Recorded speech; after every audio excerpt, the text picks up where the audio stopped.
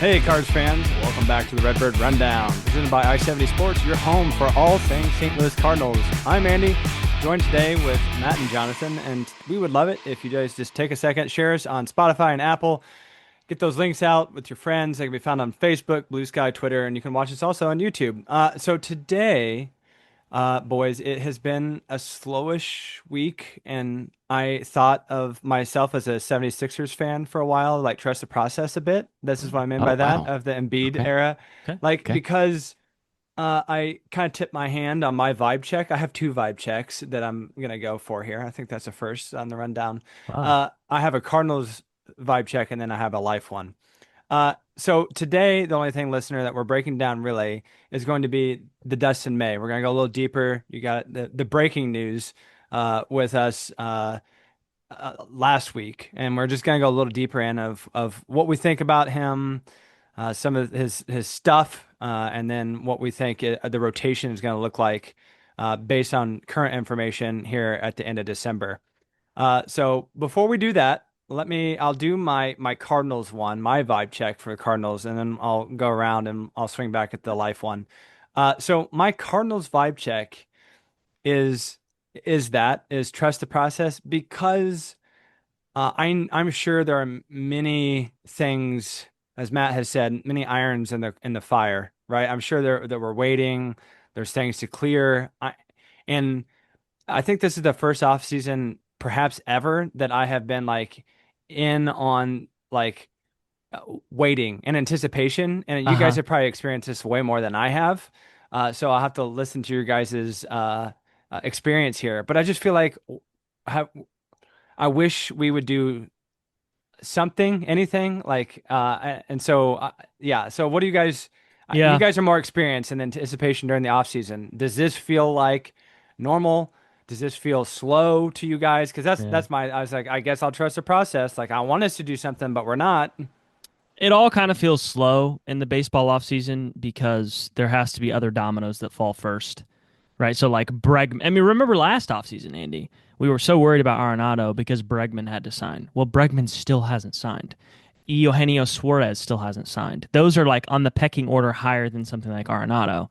Same with Donovan. You saw Brandon Lau got traded, right? That's one domino maybe that falls. Ketel Marte, right? There are just some things that have to happen. And when those things happen, then you'll start to see the Donnie trade or these other things. But to answer your question, to circle around, yes, it feels really slow. It does. There's no getting around it, but there is a bit of an explanation for that. Matt, what's your vibe But check? And we'll go back to Yeah, I mean, Giannis. yours leads right into mine, which my vibe check is I'm getting a little impatient.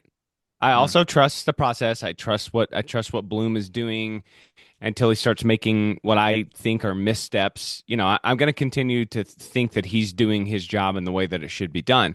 But I'm a little impatient, like a kid on the way to some kind of fun vacation destination, Are because we there yet? exactly. I think we're headed to a quote unquote fun vacation destination with all this stuff. I think there's going to be moves. I think there's going to be new life into the organization because it's, out with the old, in with the new. But it's a little bit of like, okay, well, I'm on mile marker 55 and it Hmm. feels like 15 minutes later I'm on mile marker 57 and yeah, I'm just Yeah. getting a little antsy, a little impatient, and I don't know. We're recording this on Sunday, the 20th. I don't know how much more we're going 21st, excuse me. I don't know how much more we're going to see before Christmas. Who knows though? Maybe Heim will wrap us up a present and let us open it here this week. Yeah, it just for me and Jonathan, we'll get your vibe check. Sure. The uh and I'm just gonna butcher the guy's last time. Muntaka, the guy who led, Mm-hmm. he just signed with the White Mm-hmm. Sox, and he's 25, led the Nippon League, which is the Japanese league, and home runs. He has kind of a high whiff rate, K rate, so a lot of people were like balking at that. It's things like that that I see us making moves in our rotation. And I'm happy for those things. We're getting a lot of high strikeout rate guys, but I would love to see the Cardinals do anything to address the lack of power in left field, right field, and third base. You can make an argument that we have some power at first.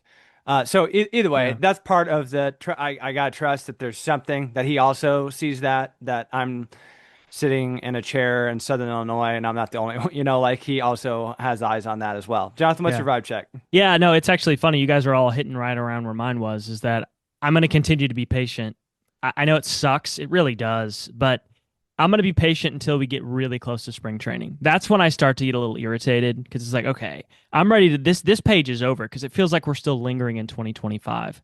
So I'm still going to give it some time. Yes, I'm going to start to get nervous in the middle of January, towards the end of January, because then we're talking about, a few days until spring training. So I understand why this is slow, and some of these things are starting to break, right? The Murakami signing, that one, Hmm. the Brandon Lau trade. Some things are happening. A lot of the bullpen guys have come off the table as well too. So I don't know. It feels like we have seven things to do, and time is only so long, right? So I'm gonna be patient, but the further we go along in this, I'm gonna start to be a little skied. Yeah, well, I have one more thing that I want to talk about, but it kind of jumping the gun of what we're going to talk about. It feels like we kind of did a high risk, high reward signing with Dustin May, which is what we're going to talk about today. And all I'm advocating for is like, can we please, 100%, the Cardinals need to do things like that. That's where we are as an organization. We don't have the luxury of being like, oh, this is a 90-92 win game, Season, yeah. team. Yeah, we there has got to be some changes made, or do we trust the minor leagues, or but like we're seeing enough to be like we need some power. My non Cardinals vibe check is this, gentlemen. It's not it's a vibe question. Okay. Would you let your jaw be broken for $90 million? Go. Yes, no question. Oh, I thought you said your job for a No, no, second, and I jaw. was like, my Oh, jaw. Yeah, yeah. I mean, are we talking like irreparably disintegrated or just a Yeah, punch to the face? Jake Paul, a mm. Anthony Joshua size fist hitting, and you are Jake Paul. Would you take it? Oh, I can drink Yeah. milkshakes for a few months on $90 million for sure. Andy, whenever this is a deep cut here, folks, so buckle in. When you are on the character creation screen for the undead in World of Warcraft, Okay, yeah. and there's no jaw, and it's just Yes. tongue hanging out, Yep. that's where I'm willing to be for half of 90 million. Give me 45 and I'd do it. Give me There's half of that and I'd do it. there's got to be a better term for that than deep cut. That was not a deep cut. That was like center core of the earth cut right there. Yep. The Yeah. undead screen So on World of did Warcraft. anybody watch it on Netflix? No, Did anyone No. see not. the I highlights of didn't touch that? it. No, but Anthony Joshua is enormous. I don't know what to tell you. He is He's a enormous. mammoth of a man. He's Yeah. 275, and he there's already rumors speculating that he pulled punches through the first 4 rounds, that like Jake Paul paid him off to like quote unquote make it look like he was in the ring with a. So, listener, if you have no idea what we're talking about, Jake Paul is one of the Paul brothers who is a YouTuber turned boxer, and he is if you're a baseball Incredibly annoying, or incredibly, and he's like the Trevor Bauer of like the YouTube world. Like no one likes him. not what you want. Yeah. Not a Uh, good comp. and so lots of people. The reason why, like, this is the same guy who fought Tyson, Mike Tyson. So, uh, this lots of people are paying money just to watch someone literally shut him up, and Happened. it happened. So people are already speculating that he went like 4 rounds, and you could see a couple moments. I can see like a couple of people have posted like video, uh, like replays of like here's where we think he pulled punches, and okay, maybe I could see where like he like didn't, but man, it was for me personally, it was so I don't relish in people's like I don't usually want people to like be hurt. I was Uh, gonna say, sounds like you're kind of relishing this one a little bit. Yep. but it was just satisfying to like watch someone who's so loudmouthed to be Sure. in the moment, like he gets hit with a body shot, drops his guard down, and Anthony Joshua knows it, like sees it. He literally smiles about 5 seconds before he delivers the punch that broke Jake Paul's jaw, and you can see the look of like I messed around and I'm about to find out. Yeah, yeah. Like is that motion of like realization in his eyes, like it hit him, like, and then it did hit him, uh, and broke his You jaw. know what they say about karma, you know what I mean? Yeah. So either way, but then so I was talking about that with some of my friends here, and I would 100% take $90 million to go fight a Olympic No gold question. As long as there's no medalist. brain damage, I should caveat that. I don't want brain damage from the punch, but yeah, I'm in. Yep. Oh yeah. Yep. Line me up. 90 million. All right. So let's dive in, boys, to this probably as best I can describe it is Dustin May is was dealt a odd accident that Certainly. spiraled, like just physically completely altered his physique because of what he had to undergo and go through because his numbers are not great, but we are the opportunity. We're like the rebound. Like he is putting on muscle. He's his therapy is going through. Like so, I feel like this is truly. We're gonna see. This is kind of his prove it to the world. Because I don't know if he does really well. Is this somebody that the Cardinals are able to hang on to? Like if the Chi Sox just signed Japanese's home run leader as to a prove it contract, which was 2 years, 17 million a year, so 34, is our signing of him kind of okay, we'll give you a shot. We respect your stuff, and we're gonna give you a chance. Can the Cardinals keep him? Maybe we'll answer that after we talk about maybe some of his stuff. But it's just a thought that I had of just like, what if he like goes off and like is this, Sure. you know, Matt? I think we should clarify for the listener too. You were talking about his odd accident. It's this Yes. esophagus tear that happened in 2024 while he was recovering from Tommy John. So Right. there's essentially, to me, there's two issues with Dustin May. There's the elbow health, which has Yes. been a complicated story, and then there's this extremely odd and unfortunate esophagus incident. And Yep. Andy, to your point, losing 40 pounds and he lost velocity on his pitches. Well, you're the best pitcher on this podcast right now, Andy. Like you push with your legs, you drive your velocity with your legs. And so, yeah, that's when you change your body, you're going to change as a pitcher. And Yeah. I just think that is the story of Dustin May in the last 12 to 18 months is that esophagus tear. Well, side note, Jake Paul fought a guy who was 40 pounds heavier than he was. Let's see how that turned out. That's exactly the weight difference. So, yeah, there's a Yeah. significant difference to 40 pounds, especially for a professional athlete. It's one thing if it's somebody who has the 40 pounds Who has to 40 lose. pounds to give up? Yeah, Yeah, true. easily. And it's another for a guy who's in the weight room every single day or whatever, 5 times a week, and he loses 40 pounds. Yeah. I feel like there's an infinite amount of upside with somebody like Dustin May because we've seen him be excellent with the Dodgers. Came up and was, I mean, just awesome for them for a couple of years. Pitched in a World Series, right? Like he's done it. He's been there. Matt, he's almost like, to me, like the complete antithesis of Jordan Hicks.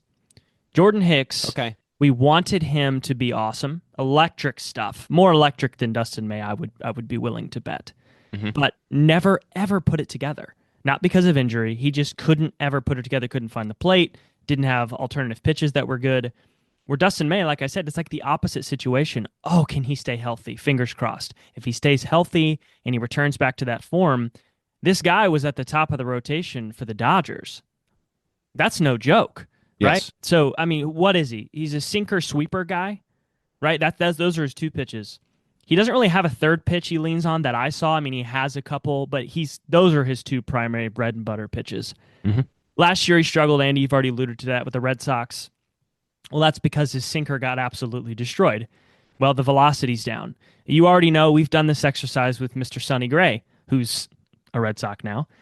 His sinker, his fastball, his straight stuff. It just when the miles per hour start to degrade, it's easier to hit. So batters last year had a 567 slug against his sinker and a hard hit rate of 55%. Listen, any pitch that's got a hard hit rate of over half is not great. His sweeper, though, is still very effective, and that's good. When you still have the movement on the sweeper, hopefully this new health, renaissance here, he gains the weight back, his arm sorry. feels good. We can't use Renaissance. It's Renaissance here at this Renaissance. podcast. Yep. That's right, it's renaissance. The renaissance of his arm and his body. The sinker is going to get better, and that will happen, right? So, like I said, Matt, and that was a long-winded way of coming back to this, I have so much hope for this because I've seen guys with electric arms, and it's like, oh, he can't find the strike zone. Oh, he doesn't have a secondary pitch. Dustin May has those things. We just need him to be healthy. Yeah, I mean he has four pitches, right? Am I saying that right? I think that's what I saw, yeah. He throws four pitches. So, do we think that he is going to take our number one slot? Is he a number two starter? Where this season? So, impact of the Cardinals rotation. Where is Dustin May this year? What do you guys think? Well, I'd say he's our number one starter. I think I would expect him to see him on opening day for sure. And Jonathan, I want to go back to what you said about the usage here. Sure. Something I saw interesting is when he went from the Dodgers to the Red Sox, he's got a four seamer and a sinker and a sweeper. And to your point, the sweeper remained an excellent pitch. Kind of like if you're thinking about pitchers, that's kind of like your out pitch, your strikeout pitch, your get the out, right? You get ahead of him with the fastball sinker, that kind of stuff, and then you get him out with the sweeper. So it's good to see, even through the injury, that sweeper remains extremely effective. What I thought was interesting, and maybe we can talk about this a little bit, is the four seam usage went way up with the Red Sox, and the sinker came way down with the Red Sox. And I don't know exactly what that is, because you'd think with the Green Monster in Boston, you'd want to keep the ball, you'd want the sinker because you want to keep the ball on the ground. But I wonder if two things can happen. This has to be what the Cardinals are thinking. One, let's get that sinker usage back in gear at Busch, because Busch is a home run suppression thing anyway. Also, our infield defense is incredible. And two, if because of this regained physique and muscle put back on, I don't even know that his sinker velocity has to go back to like the top stretches of the game, which is where he was earlier.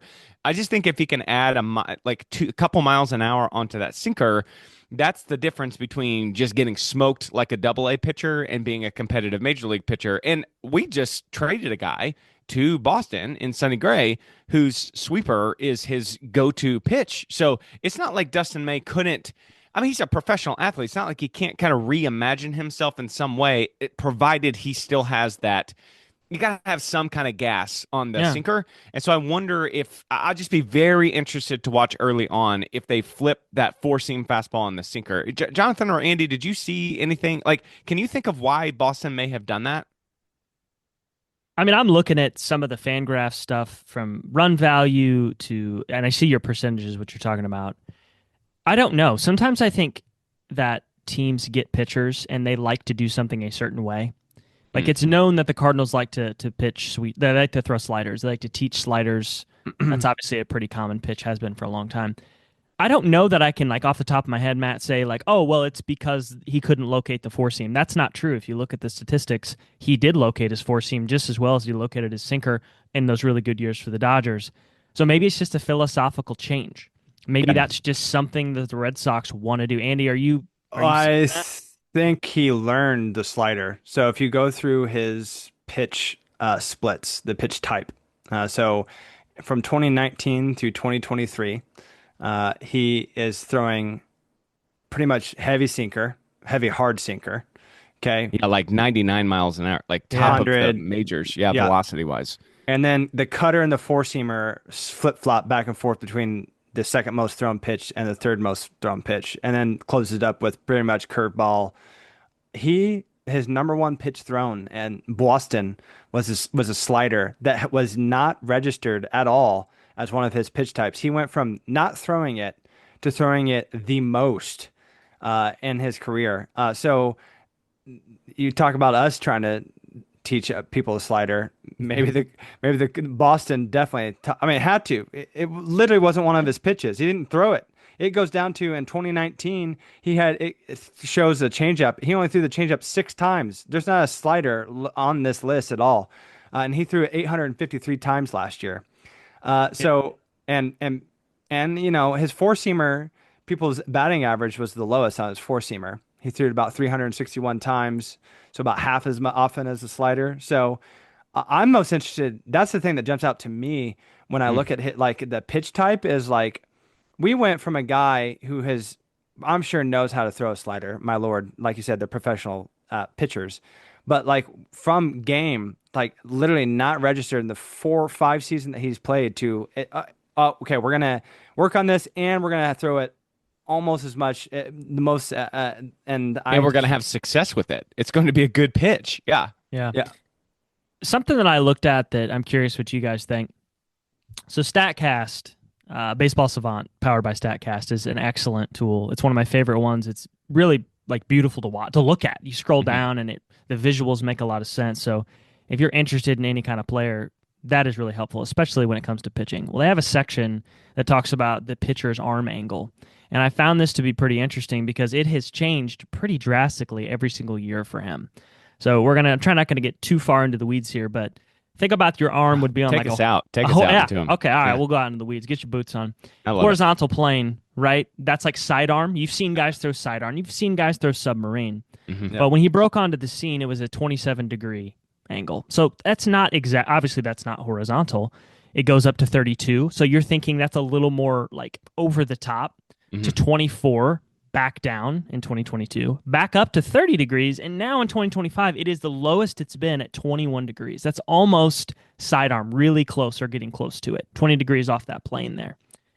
I think he's probably doing that to get less hurt, as grammatically incorrect as that is. Yeah. I think that where he's at and how he was releasing, he must have been messing with that. Because if you look at other pitchers, this is not something that fluctuates year after year. It really doesn't. Whenever you find your release point, that's kind of what you do. So for him, maybe this is something he's trying to do to save his elbow, to maybe save some of that injury, and you're losing some velocity because if you just picked up a ball and you threw it sidearm, you would throw it not as hard as you could as if you threw it over the top. I'm just assuming that. So maybe that's part of his mile per hour dip, the velo dip, was he's kind of throwing it a little more sidearm to save his arm. Am I way off on that? No, for sure. I mean, I'm not a physician, but I mean, watching videos of guys rubber banding that elbow with this throwing motion that major league pitchers have to do, I would imagine. Matt, and you asked about the sinker, right? Like if it is so. Fangraphs also, you can, the thing that I like to do is bring it to like a normalized, like 100 equals average. And Yeah. I like those. So WRC, they have WRC plus of pitches. And so this is what opposing batters were hitting off of a pitch.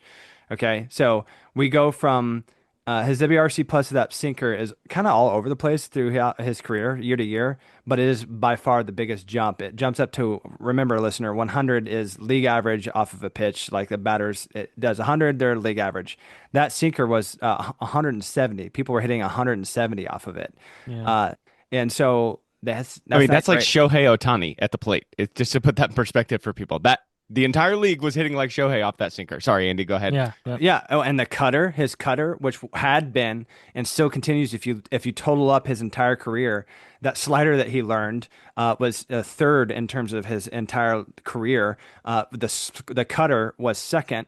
And last year, okay, we thought the sinker was bad because sinker, once again, the listener, was 170. The cutter, in which he's thrown second most in his career, they hit 219 off of it last year. That's Aaron Judge. Yeah, right. So, and Literally. Meanwhile, that slider was at a 77 that he learned. So yes, Victor Scott. right. So, and the four seamer was still at about league average, 91. It was right around. It's a passable, serviceable four seam fastball. So that is interesting, Jonathan and Matt. Like it could be the elbow, the Tommy John stuff with that sinker. It could be some type of like ligament, like something doesn't feel right. But buddy, Dustin, throw all the slider. If you want to feel good about yourself, have Jordan Walker come up and do BP with you, and you throw BP and throw a couple of sliders because he'll never hit it. Right? Confidence builder. That's right. And I think right. I think too, we have to trust Dusty Blake and his crew a little bit here. They've had a fairly good track record of making guys be successful here. Now let's just close our eyes and not look at the Andre Palante corner for a second last year. But there's been some success in the bullpen. There's, Sonny has continued to thrive. Liberatore had his entire first year. I do want to see what they do with him as well. Coupling that with another year of health. I mean, think about that, right? I mean, if you look at all major sports, a guy coming off of a major injury, his first year is really never that great. So if that's the case, you wash it, you flush it with the Red Sox, which makes me feel good that he'd be bad for the Red Sox, right? And then maybe come over here, and the year removed from his rehab year, maybe he's much better. I have a lot of hope for this one. Yeah, there's one more kind of repertoire thing, and then I want to talk about, Andy, when you're ready to, like a pedigree thing with him. But the thing we haven't mentioned yet in this wide-ranging discussion about his repertoire is he's not really like an overwhelming strikeout pitcher. Never has been. Has been at moments in his career, like in between his injuries, has been incredibly successful. I don't think we can overemphasize that. This is one of the best pitchers in baseball. He has had moments where he's one of the best pitchers in baseball. Right. But it's not because of strikeouts. it's respectable, but it's not anything like approaching 1K per nine. No. I don't have the stats in front of me, but it's more like in the 7Ks per nine, 8Ks per nine. Pretty good, but not crazy. So it's basically league average strikeout stuff. So that once again, I'm thinking that sinker is going to be very important to get that back out of Shohei Ohtani, kind of WRC plus, and more towards Victor Scott WRC plus, because again, our infield defense is going to scoop up stuff all over the place and you're going to make him look better than he's actually pitching. So I don't know. It's just it is an interesting swing for our franchise when if you look at our minors, it's just a strikeout train passing through the minors. This is not the case with Dustin May. He's more in the kind of libertor sort of strikeout range. Well, I think that probably we needed to offset. I mean, obviously they probably knew that we were shopping Sonny, and we all offseason have been like question mark on who we throwing in there and this as a fifth person. So, yeah, it's a body. Jonathan. Yeah. Yeah, it's someone that there is definitely upside to. Certainly. And we need some, like the only memory that I have that I can liken it to, Matt, of just like answer your question of why are we doing this with there's so much high K stuff in the minor leagues is like we don't necessarily want to like Rick Ankiel somebody again. Like we don't want to drag. That's the only thing that I have is like we have this guy who's trying to be a redemption story. Like that's his story arc, right? He's a protagonist and he got beat up. He got the crap beat out of him. So now like he physically literally did. He's so woken now, up in some kind of prison that he has to escape or something. Yeah, right. Yeah, and so we have to. He is. I would imagine motivated to show I've got it. I can do this. Yeah.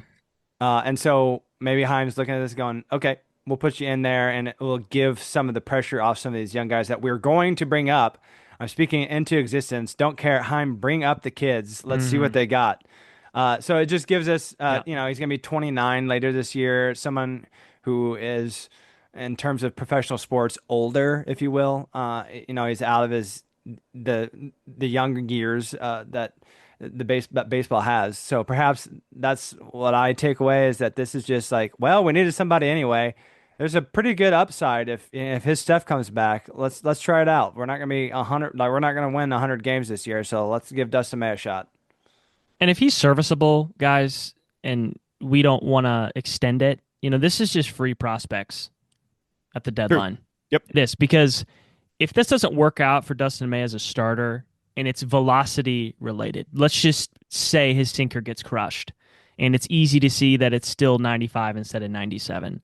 Well, you could probably see 97 if you work out of the pen, right? Sure. Maybe he transitions. Maybe, the starting days are behind him if he struggles and the sweeper's still effective. And if you gain a couple ticks of velo on the back end of the bullpen, we already know everybody loves trading for, bullpen pieces at the deadline. I think that's the idea. If he pops, everybody's like, Heim, you genius. If he's okay, they try to flip him at the deadline and get some prospects. So it really, there is no like negative from this. If he's bad and nothing happens, you just cut him after a year, right? There is zero risk in this. I agree with that.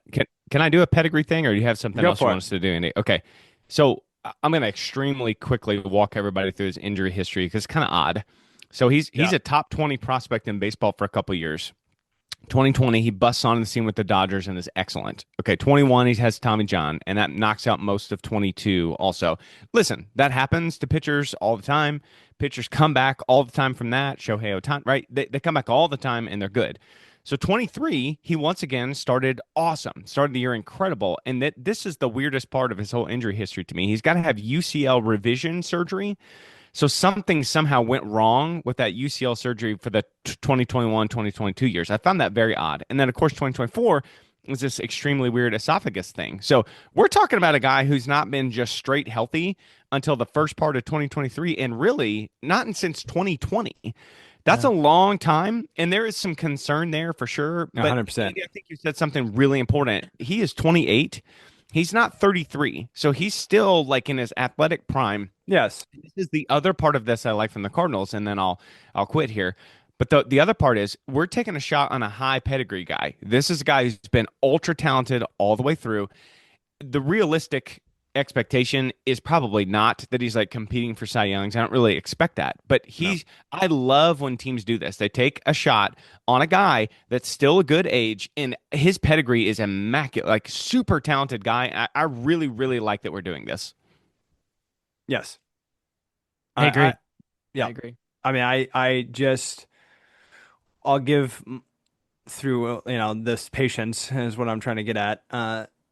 I just really need the power to be there for the Cardinals and the lineup. I need it. Mm. It's gonna be painful.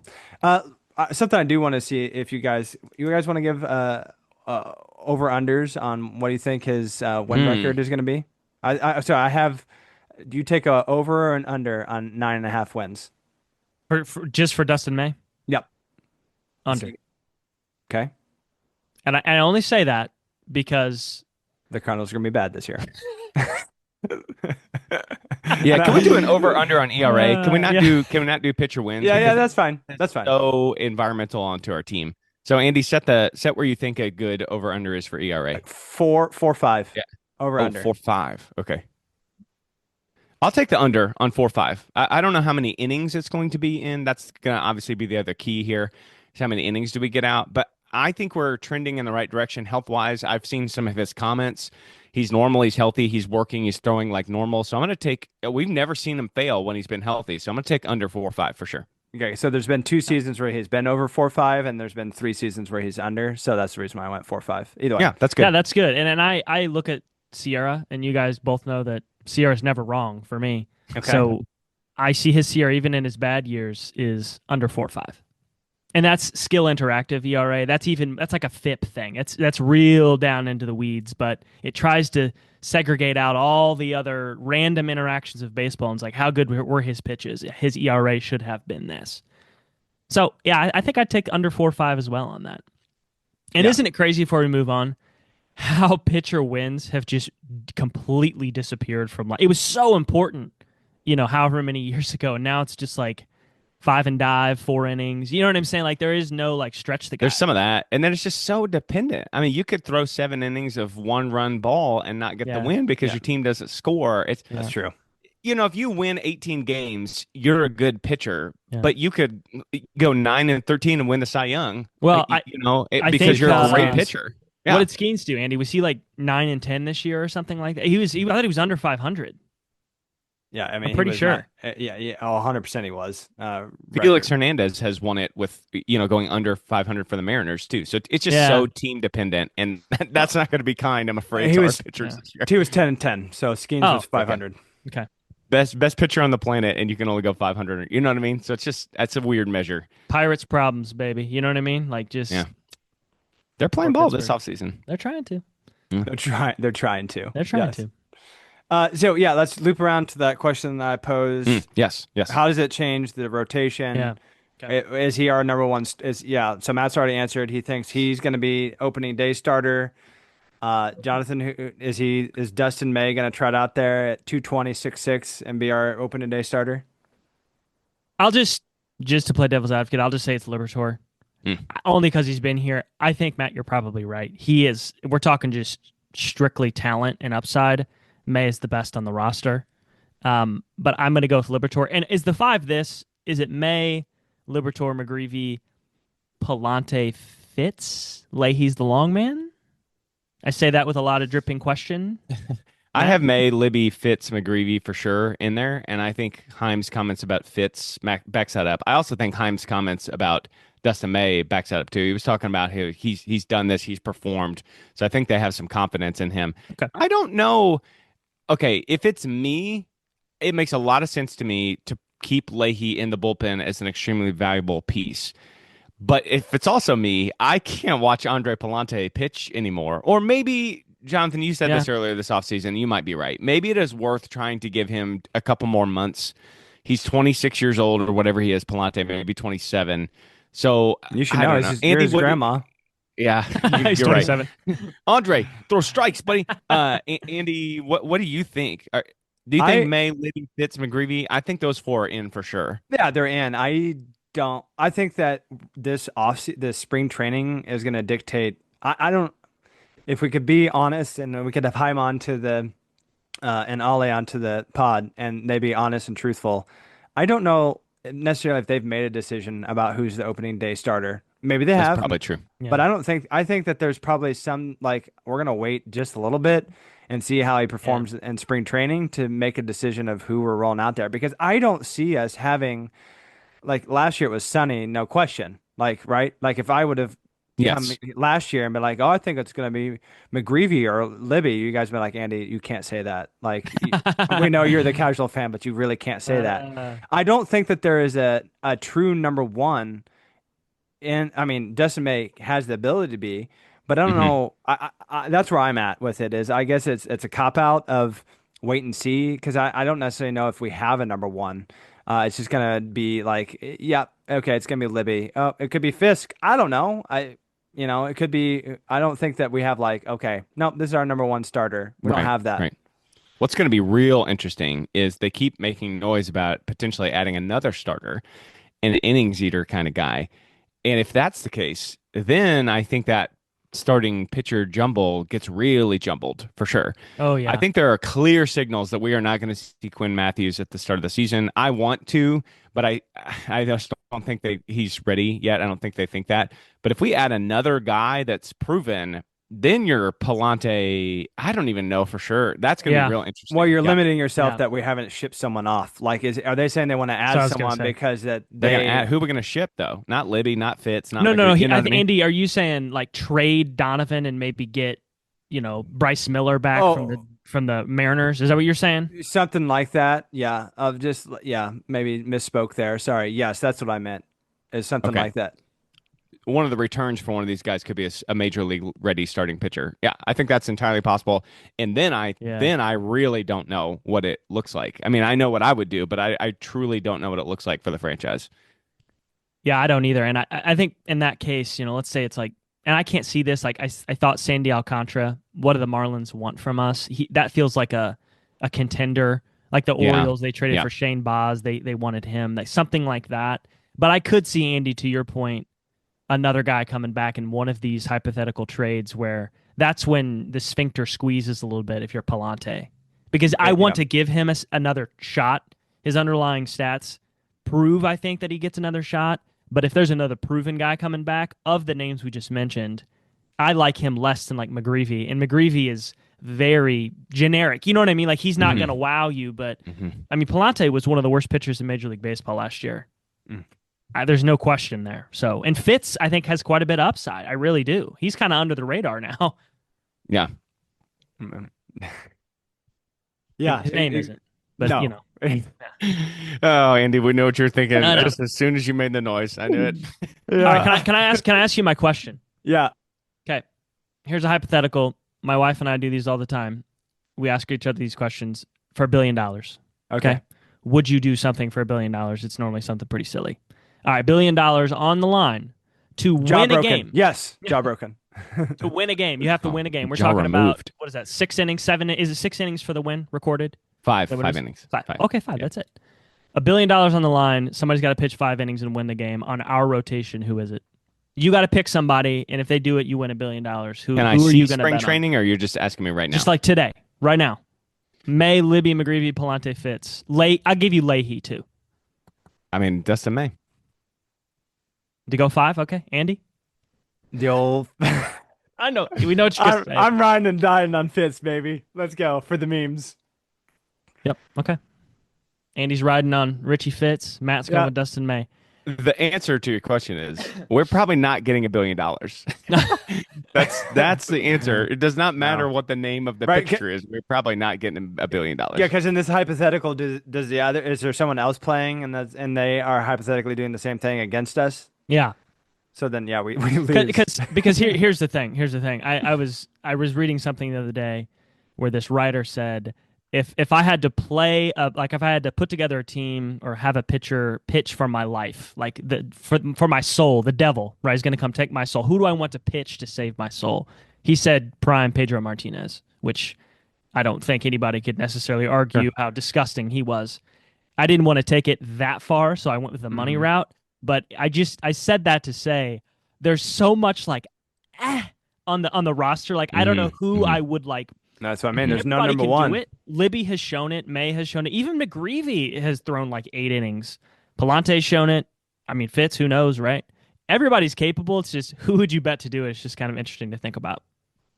Well, here's the last thing I'll say on our rotation in general, since we're on this topic. I saw a breakdown of position player WAR, and the Cardinals are actually towards the top half of the league with that. So as far as what our position players are expected to do, I think we would be respectable from the position player side. Our pitching is only above the Rockies, which is like saying we're last in baseball, you know. So this is where this team is going to sink or swim, and I realize that truly for this year, for the first time, I don't think we care too much if we sink or swim. Yeah. But here's what I'm going to say. The upside case, we've been doing that a little bit this offseason. The upside case, May pops. Yep. And Fitz is good. And Libby takes a step. Proves. Yeah. Then I think, I mean, you're like contending for a wild card spot again accidentally. Now, obviously, the downside, I think, is what will happen more that May isn't awesome, right? And just none of this stuff really works out the way that we think, and we're not very good. But this is the crux of the team right here, is this rotation thing, which is so interesting because for so long, the rotation's been the thing that's driven us, and it's either going to drive us or crash us. So yeah, that and it's like for the first time in a long time, you know that there are actually pitching prospects coming that have something. Oh, yes. So it's like, don't feel like this is the end of the world if you're a Cardinals fan. Like, trotting this rotation out here. Remember, Heim has taken over as GM for the first time in over a decade to 2 decades. There has been a regime change here. These are all Mo's guys, minus Dustin May now. Who knows if Heim likes any of them? You know what I'm saying, right? Like, this is just you have to field a roster. There are dudes down there that are coming. Matt, to your point, if Libby pops, McGreevy pops, something happens, then your timeline to compete just moves to the left. If you know Libby's like legitimately good, that's awesome. It helps us. Now, if he regresses or these guys regress, that even answers some questions. As frustrating as that might be, we will now know, well, maybe Libby just doesn't have it and McGreevy is what we thought he was, right? Well, this is the year to figure that out, so it'll be interesting. Yep. For sure. Well, guys, thanks for tuning in to the Redbird Rundown, your go-to source for all things St. Louis Cardinals. Hey, be sure to subscribe this and review the show. It really helps us grow. Love it. Follow us on Twitter, Blue Sky, Facebook, and YouTube for the latest updates. Keep those rally caps on, and let's go Cards.